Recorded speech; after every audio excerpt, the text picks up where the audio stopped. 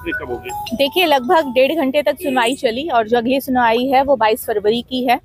अब कोर्ट से सर्वे की एप्लीकेशन पे स्टे लगने के बाद अब जो बाकी एप्लीकेशंस हैं वो अभी पेंडिंग है और 7/11 की एप्लीकेशन पे अभी सुनवाई होनी है, जिस पे अभी एक ट्रायल चलेगा।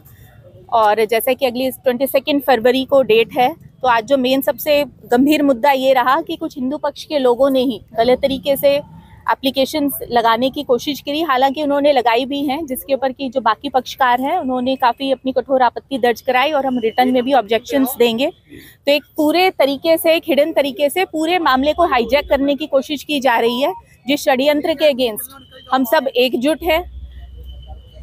ऐसे मुट्ठी भर लोग हैं जिनका मेन उद्देश्य पैसे अर्जित करना, मीडिया की सुर्खियों में रहना, अपने आप को हीरो प्रोजेक्ट करना, मीडिया के आगे आकर के किसी न किसी रूप में इंटरव्यू दे करके रोके दिखाना। अच्छा मैम, जिस तरह से आपका जो सूट है वो 3 नंबर है शायद, हमारा सूट नंबर 7 है। सूट नंबर 7 है आपका। ये हम पहले पक्षकार हैं, भगवान श्री कृष्ण लल्ला विराजमान। अच्छा, आपका 7 नंबर सूट है। तो आज जिस तरह से इस पूरे मामले की सुनवाई हो रही थी, कोर्ट कमिश्नर पर सुप्रीम कोर्ट ने रोक लगाई है, लेकिन जो रेवेन्यू सर्वे के लिए कहा गया, क्या उस पर भी आज कोई सुनवाई? देखिए, जो रेवेन्यू सर्वे की एप्लीकेशन है वो लास्ट हियरिंग में लगी है और उससे पहले बहुत सारी ऐसी एप्लीकेशंस है कोर्ट के समक्ष जो 2020 से पेंडिंग है।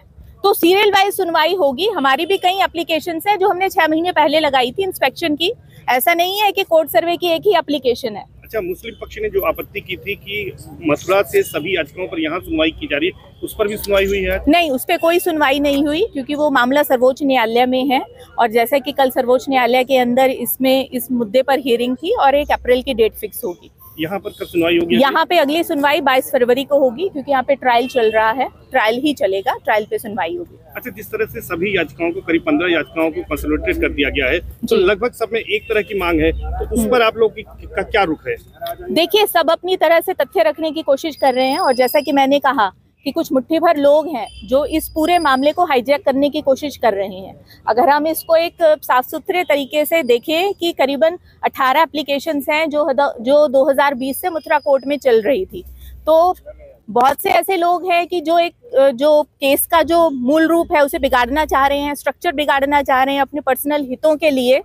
तो उस चीज को लेकर के हमने कठोर आपत्ति दर्ज कराई है और हमने कोर्ट से ये प्रार्थना करी कि सीरियल वाइज जैसे उनके पास एप्लीकेशन पेंडिंग है, ऐसे ही माननीय न्यायालय उन पे अपना फैसला सुनाए और एप्लीकेशंस का डिस्पोजल करे। तो 22 फरवरी को होने वाली अगली सुनवाई में रूल 7 और 11 पर सुनवाई होगी? जी बिल्कुल, रूल 7 पे एप्लीकेशंस जो है, जो मुस्लिम पक्ष ने वाद को निरस्त करने के लिए एप्लीकेशन डाल रखी है, इसके ऊपर, हाँ जी, उसके ऊपर आर्गुमेंट्स होंगे अगली बार जी। और एक ऑर्डर 1 रूल 8 की एप्लीकेशंस है, उस पे भी हमने आपत्तियां दर्ज कराई है, उसे भी विचार माननीय न्यायालय के समक्ष वो भी विचाराधीन है। ऑर्डर 1 रूल 8 क्या है? ऑर्डर 1 रूल 8 में देखिए, जैसा भी मैंने पहले बताया कि कुछ मुट्ठी भर लोग हैं जिन्होंने इस पूरे मामले को गलत रूप देने की कोशिश करी है। उन्होंने एक ये एप्लीकेशन लगाई कि भगवान श्री कृष्ण लल्ला विराजमान मुस्लिम पक्ष के ही रिप्रेजेंटेटिव हैं, जिसपे पहले उन्होंने नाम नहीं बता रहे थे कि कौन पक्षकार हैं, पर आर्ग्यूमेंट के द्वारा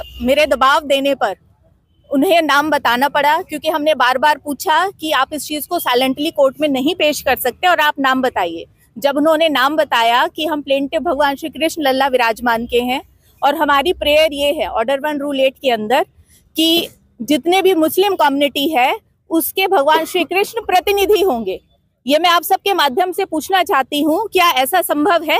यही चीज हमने उठाई कि जहाँ पे हिंदू पक्ष अपने वर्चस्व की लड़ाई लड़ रहा है, भगवान श्री कृष्ण के मूल गर्भगृह को वापस पाने के लिए लड़ाई लड़ रहा है, वहीं पे कुछ मुट्ठी भर लोग अपने लालच के लिए, पैसे के लिए, मीडिया की सुर्खियों में आने के लिए ऐसी झूठी मनगढ़ंत एप्लीकेशन लगा रहे हैं। तो आप ये क्या साबित करना चाहते हैं? हमने इस चीज का पुरजोर विरोध किया और जिसमें अगली सुनवाई में हम इसमें रिटर्न में सबमिशन सबने सबमिट करेंगे। बच्चे बता दें, रीना एन सिंह 7 नंबर वाली।